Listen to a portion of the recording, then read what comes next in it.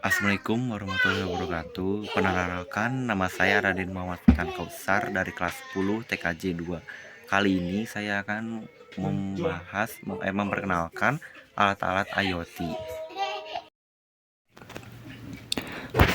Breadboard adalah papan yang berfungsi untuk merancang sebuah rangkaian elektronik sederhana.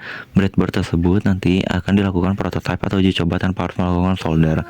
Umumnya breadboard terbuat dari bahan plastik yang juga sudah terdapat berbagai lubang.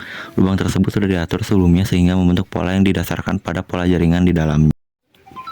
Kabel jumper adalah suatu istilah kabel yang berdiameter kecil yang di dalam dunia elektronika digunakan untuk menghubungkan dua titik atau lebih dan dapat juga untuk menghubungkan dua komponen elektronika. Nah, untuk MCU tersendiri ada banyak bagian. Ada VIN atau VU atau USB voltage. Fungsinya adalah masukkan tegangan dan dapat memberikan tegangan antara 4 sampai 9 volt. Yang kedua adalah ground. Fungsinya adalah digunakan sebagai referensi tegangan 0 dan ada 3 output. Fungsinya adalah keluaran tegangan 3,3 volt yang dapat digunakan untuk memberi daya ke perangkat lain atau sebagai referensi tegangan. Dan ada enable adalah fungsinya digunakan untuk mengatur ulang reset modul ESP8266. Jika Anda menggunakan ke VCC, itu akan menyalakan node MCU. Jika diberi ground, itu akan mereset modul. Reset ini adalah pin reset, menghubungkannya ke ground akan mereset node MCU. Dan ada A0 atau analog input. Ini adalah salah satu pin masukan analog. Anda dapat mengukur tegangan analog pada pin ini.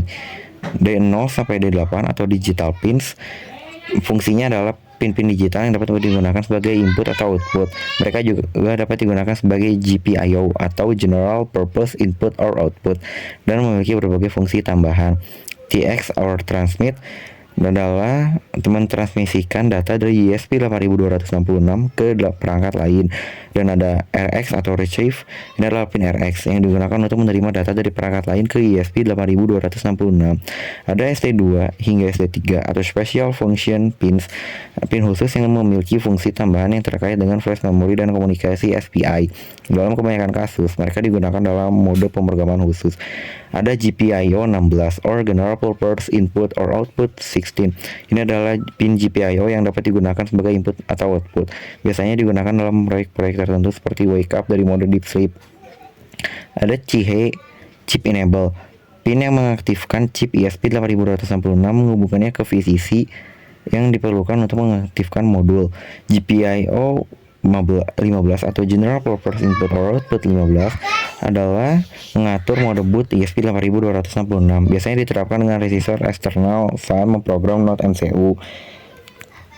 Ada General Purpose Input or Output 2 adalah untuk mengontrol modus boot node MCU dan untuk menghubungkan LED onboard. GPIO 0 General Purpose Input or Output 0 untuk mengontrol modus pemrograman node MCU dalam kondisi tertentu harus dihubungkan ke ground untuk memulai proses pemrograman. Fungsi LED adalah pemancar optik untuk mengirim informasi, juga memiliki cahaya lebih terang dengan konsumsi daya yang kecil. Resistor adalah satu komponen elektronika pasif yang paling umum digunakan. Fungsinya adalah mengendalikan arus listrik dengan memberikan hambatan terhadap aliran arus dalam suatu rangkaian elektronika. Resistor memiliki resistansi tertentu yang mengatur seberapa besar aliran arus dalam